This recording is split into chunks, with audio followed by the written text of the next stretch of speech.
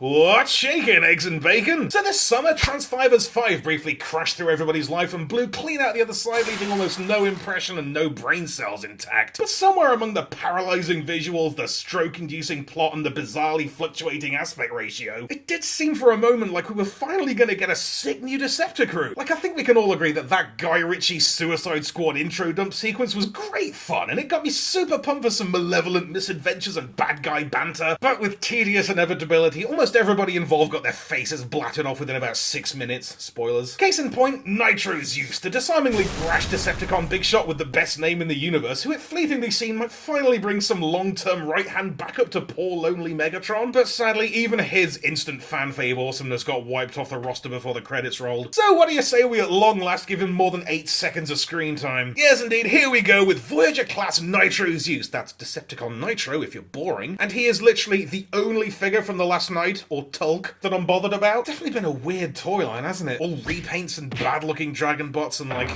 no. Anyway, as many were quick to point out, Nitro Zeus's character model seemed to be repurposed from some generic baddie robot from the last film that I can't remember.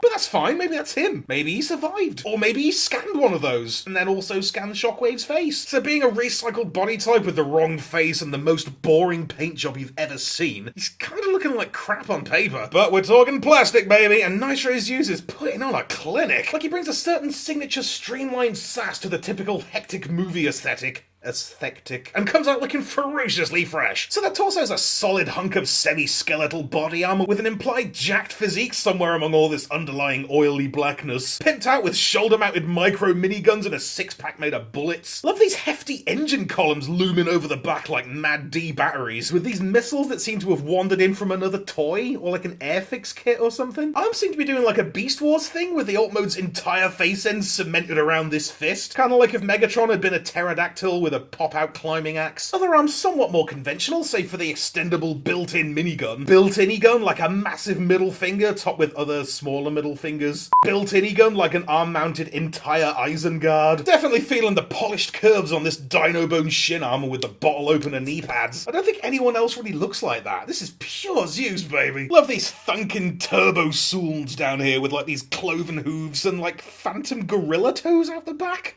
Why? Tail fin here doesn't look great, but you can kind of use it to clamp him onto stuff and convert your flat screen into a Nitro Zeus perch. Every home needs one. So the head's a pointy little monocular menace with its one creepy Impurata optic peering out of a haunted mirror of madness. Comes off a bit sinister, seeing as how Nitro Bro's more of a sort of jovial, cheeky, chappy womanizer. I forget, did he say he banged that dude's wife? How would that even work? Don't answer that. Anyway, the old Zeus cannons for some reason packing a sort of pseudo-Titan Master dealy. It's probably from that epic moment in the movie when Cogman commandeered his jet mode and flew everyone to safety in the nick of time. No, wait, that didn't happen. So his head comes off and does nothing, but if you want you can swap in some other Titan figures, but doesn't really do anybody any favours. I mean, Megatron looks kind of cool, but mostly it just amplifies how boring his paint job is. He's definitely not bringing it, is he? With like this prototypey grey, detail devouring black, and these thrilling accents of brown, and like some numbers on him. Is this like some hidden message Illuminati business, or is it just an SKU? But boring colours aside, the Nitro Zeus robot mode is a total scene stealer. He's one hefty heartthrob with a smooth signature look, and there just ain't nobody else like him. Such a shady bitch.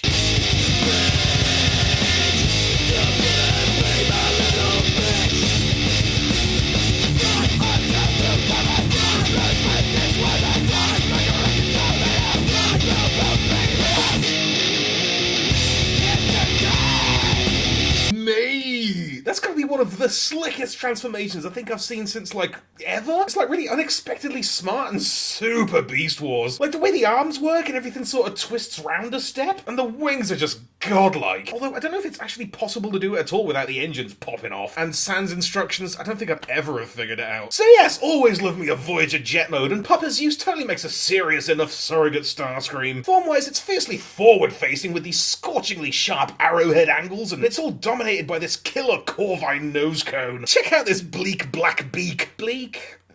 Seriously though, it's definitely the feature. It's like 1,000,000 miles long and it's the only bit of the whole alt mode that actually does anything. Like, it packs in this monstrously long landing gear beanpole and the cockpit can do the Titan Master thing even though the head doesn't. So you might as well jam Gatorface in there just to get some colour on the go. Seriously, grey, grey, grey, black, This is the finished thing, right? Anyway, aside from the nose cone, he's got some engines and some surprise collarbone nano wheels and this optional Barad butt pipe. And like, is this kibble under here? Like, it doesn't look like jet bits, but it doesn't super look like anything. Just a vaguely Geigery technorganic fatberg. It's not a problem, I'm just talking. So yes, old Nitro Zeus packs in an extremely solid alt mode. It's like listening to the new Crowbar album. It's good. I'm a fan. I'll take it. But when the robot forms such a banger and the transformation totally crushes, all the alt mode has to do is not ruin it. It's a great job. Nitro Zeus then is a bodaciously bang-on bad boy. He's kind of taken all the fun, credible, non-flaky bits of the movie figures, bashed in a bit of Beast-era engineering ethos and put a donk on it. It almost kind of feels like one of those superb non-character Bayformer toys I keep banging on about, except he happened to land a cameo in the film this time. King of the extras. But you know what would make me really happy is if Nitro Zeus got the same treatment as like Lockdown and Lugnut and was absorbed into the broader TF canon. I mean, there's always room for another memorable, charismatic Decepticon with a bomb-ass name, right? Come on, man, we need him. And that's all from me. Farewell and good night, Nitro Zeus.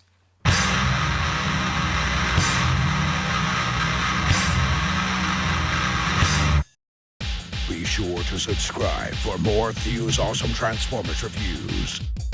Limited appeal, keeping it real.